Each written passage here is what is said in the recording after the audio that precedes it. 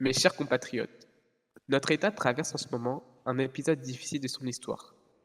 Avec un gouvernement instable et absent, une augmentation de l'insécurité qui se propage jusque dans les petits villages comme Sandy Shore, un manque cruel de communication entre le gouvernement et les entreprises, les territoires du Nord abandonnés, encore une économie qui s'effondre.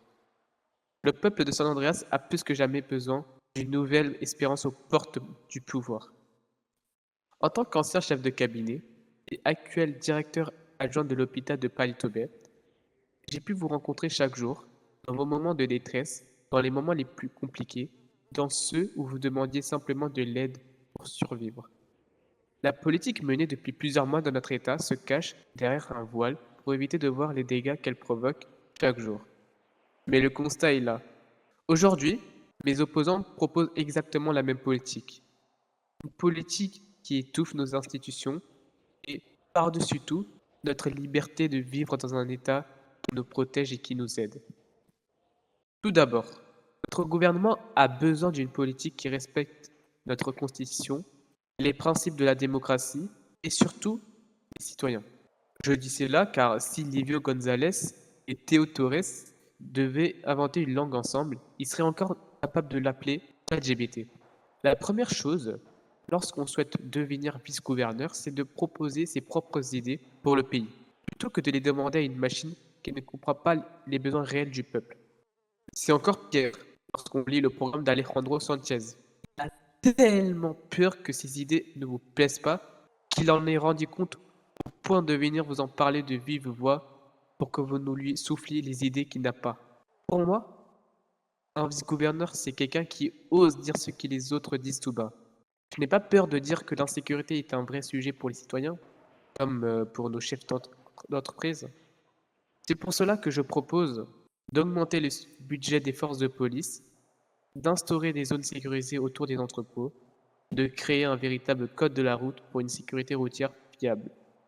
La sécurité ne se présume pas. La sécurité ne se résume pas, contrairement à ce que prétend Adam El Pegaz, la mise en place d'une garde nationale. Elle passe aussi par la sécurisation de nos frontières avec une border patrol entre Cayo Perico et Los Santos, et par un contrôle accru des arrivées et des sorties de notre territoire via nos ports et nos aéroports.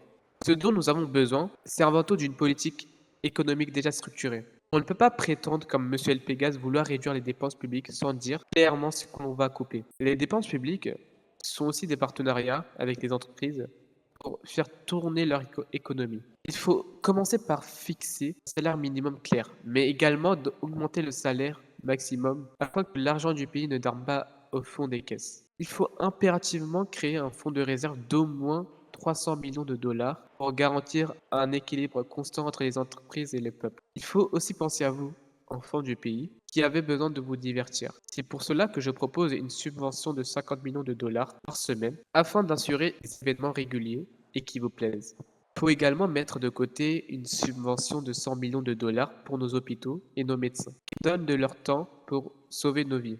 Comme vous l'aurez compris, contrairement à Théo Torres, mon programme n'est pas police, police, police, EMS, EMS, EMS, USSS, USSS, USSS.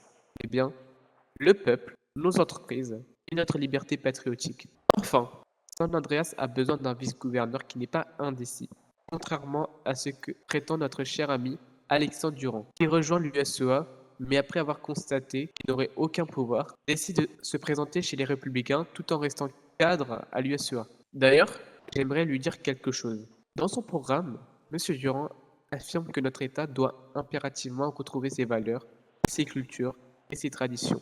Je lui propose donc de sortir un peu de chez lui et de se rendre dans le Nord. Je lui lance un défi. S'il voit moins de 5 drapeaux américains, alors je pars chez les démocrates. Spoiler alerte, j'ai déjà gagné le pari, bien sûr. Il n'y a plus patriote et plus conservateur en matière de valeurs américaines que le nord de notre territoire. Alors, je vous le dis très clairement, stop à la politique politicienne. Stop aux LGBT sur pattes.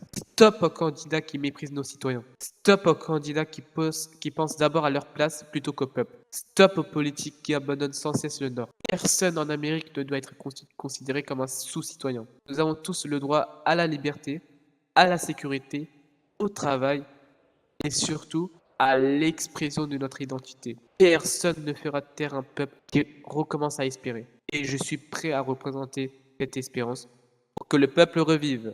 Vive la démocratie, vive les États-Unis et vive San Andreas.